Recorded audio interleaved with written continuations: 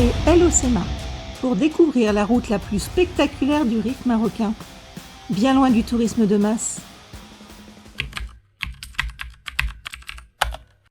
Là, on est en train de longer toute la frontière espagnole, puisqu'on est juste à côté de Melilla. Et Melilla, c'est une ville espagnole sur le continent marocain, on va dire.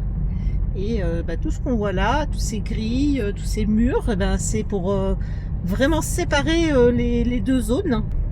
Un côté marocain et l'autre côté espagnol. Et c'est bizarre. Melilla, c'est une ville qui est espagnole depuis 1497, donc c'est pas nouveau. Et c'était à l'époque des rois catholiques qui avaient colonisé cette partie-là du Maroc.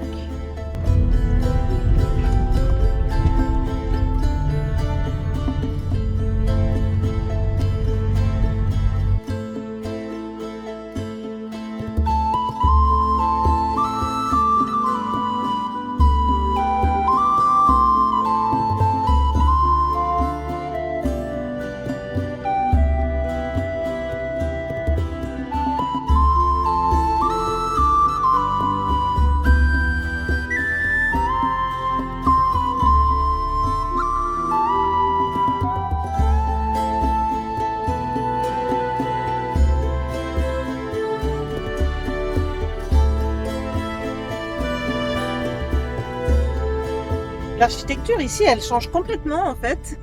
Je sais pas si c'est la présence espagnole d'à côté ou je sais pas trop en fait, mais on a des maisons beaucoup plus modernes en dur et avec un style qu'on n'a jamais vu jusqu'à maintenant, un style je dirais peut-être un peu plus européen en fait.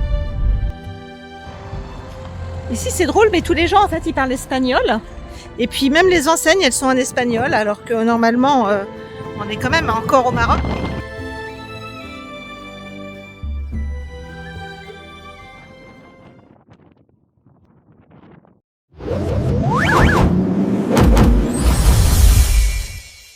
C'est trop belle. T'as vu comment elle est décorée? Ouais.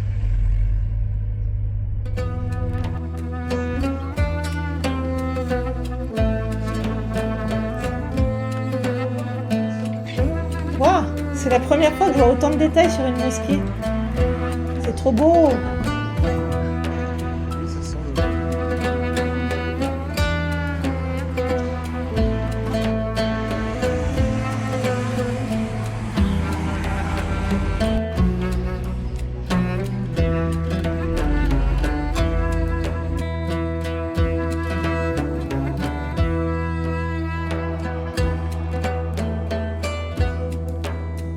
Alors on s'est pas arrêté dans cet hôtel, mais j'ai quand même trop envie de vous le présenter.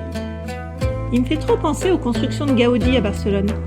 Ses balcons très décorés, ses vitraux, ses incrustations de coquillages, ça en fait un édifice unique dans la région. Et en faisant des recherches, on a appris que l'intérieur était encore plus joli. Regarde ça.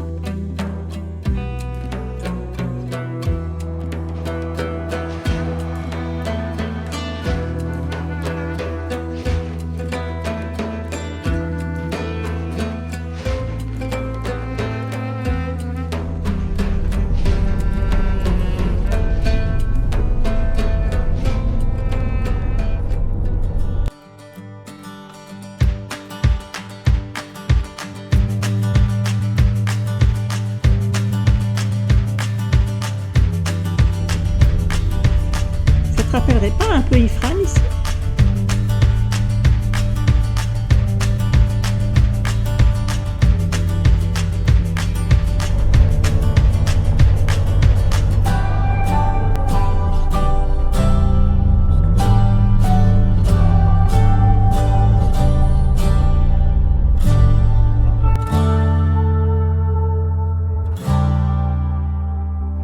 Là on se rend pas bien compte, mais ça monte énormément.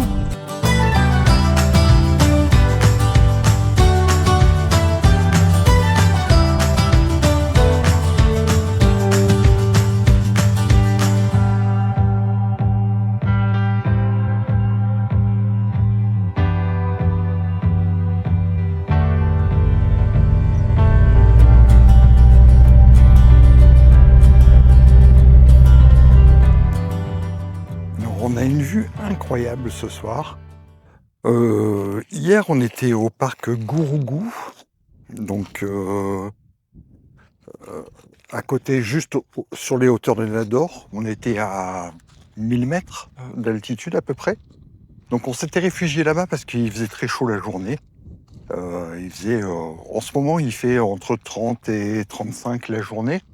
Donc c'est des bonnes températures et dès qu'on monte par contre, étonnamment, le climat est toujours à peu près identique, c'est-à-dire le matin il fait très chaud parce qu'il n'y a pas de vent et l'après-midi le vent se lève à partir de 14h tous les jours pratiquement et jusqu'au soir très tard dans la nuit, l'après-midi il est très fort. Donc là, hier après-midi on avait chaud, on s'est baigné un petit peu sur les plages avant Nador.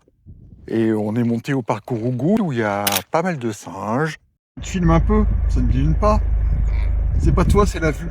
On est monté un petit peu plus haut et on s'est réfugié là-haut où on était seul.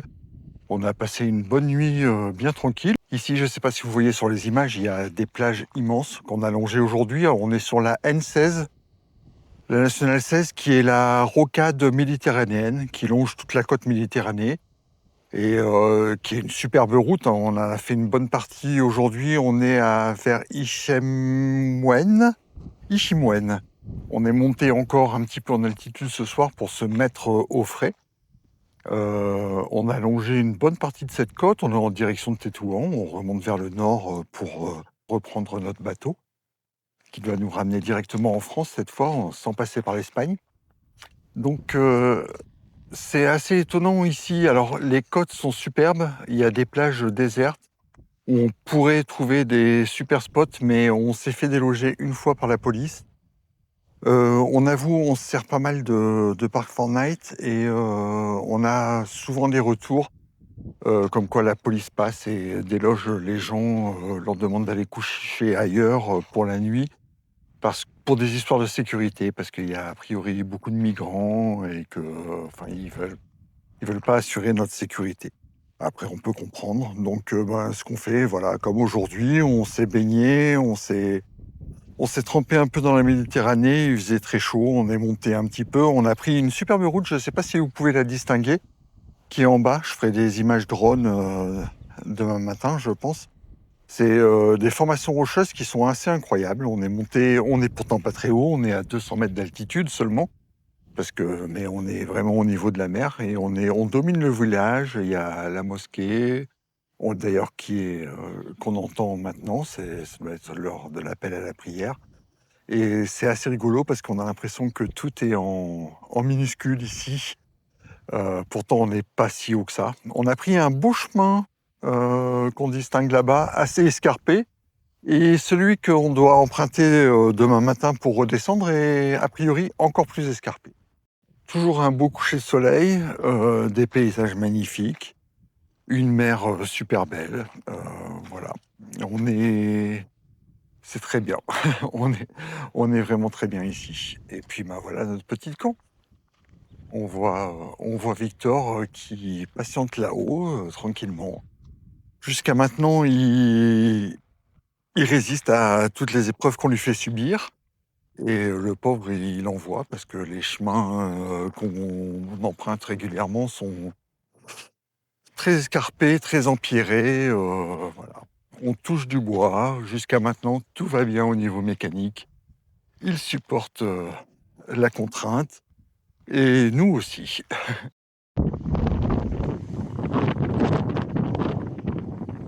Quand même quelque chose que je vous ai pas dit hier.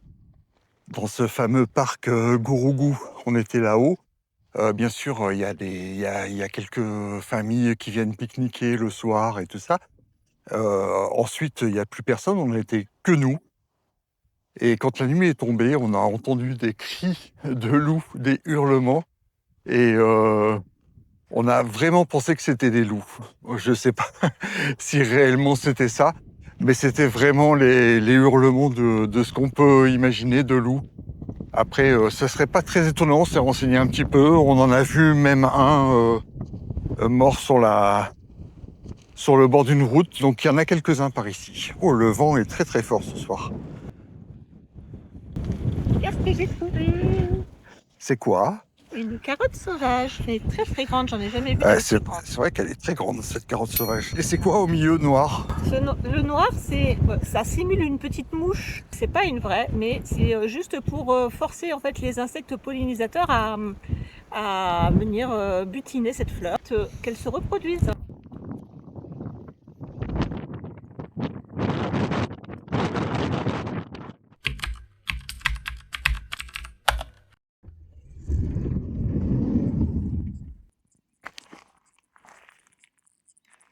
Petit réveil ce matin aux abords d'Ichniwen. J'ai peut-être encore écorché le nom, je suis désolée.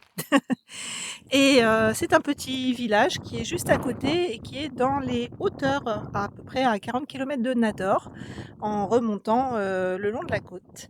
Et on a une vue magnifique. D'un côté, on a la mer et de l'autre côté, on a plein de montagnes. Et déjà hier, on a vu qu'elles étaient très jolies en passant sur ce petit chemin.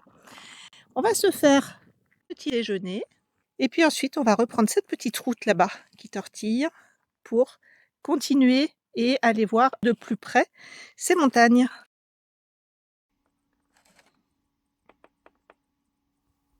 Alors on adore ce pain mais on ne sait pas comment ça s'appelle. Au pire tu nous dis en commentaire.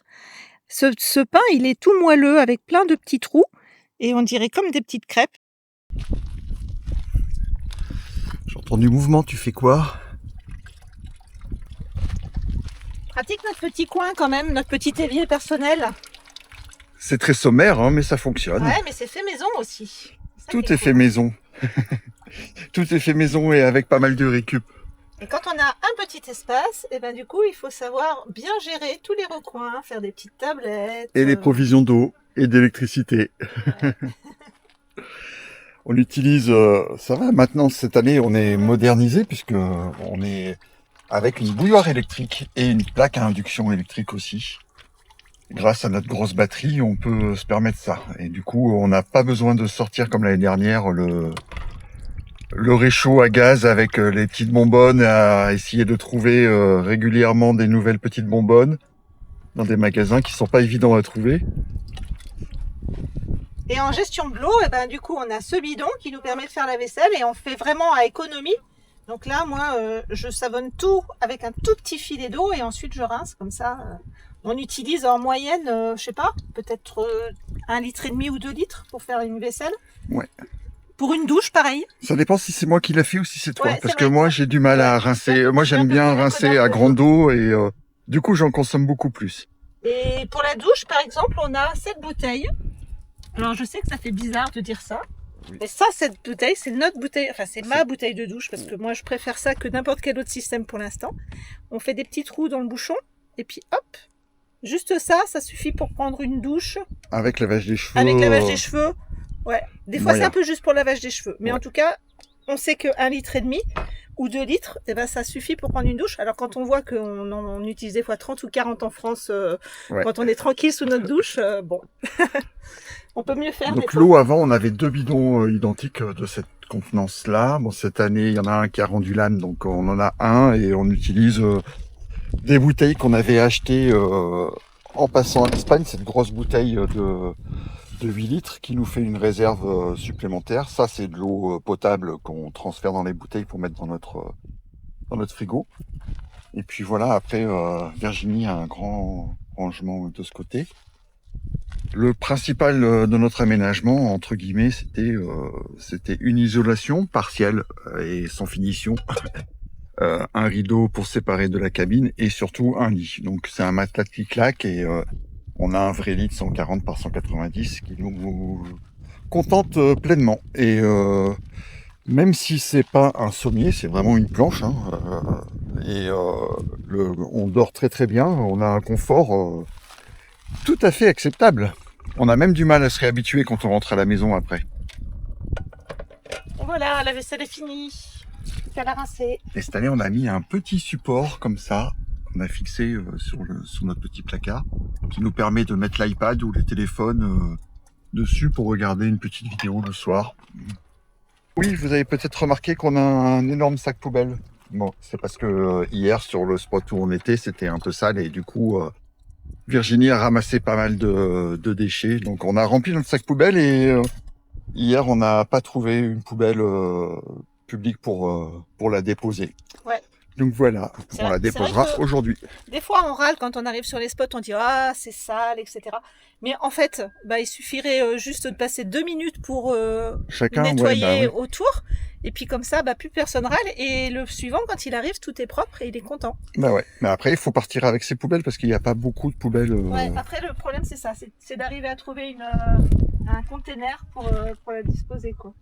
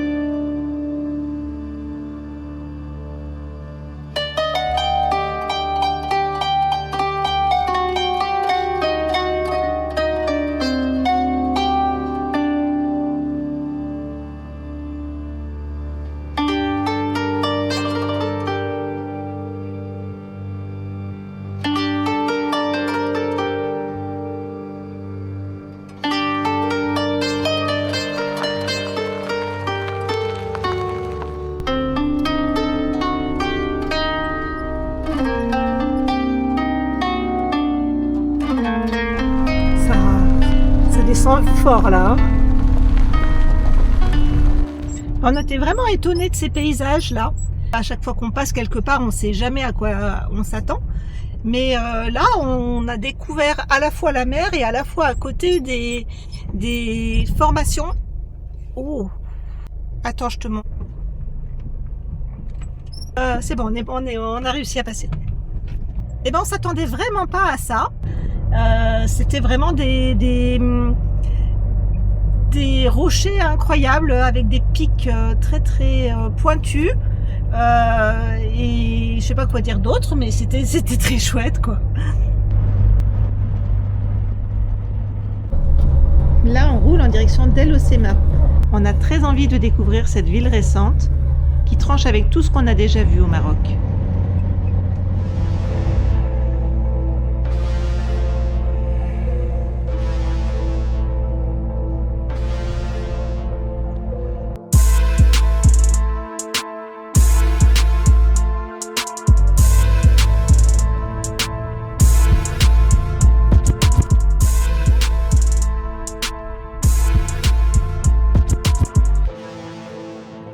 Elle est pas mal la vue du parking de Carrefour.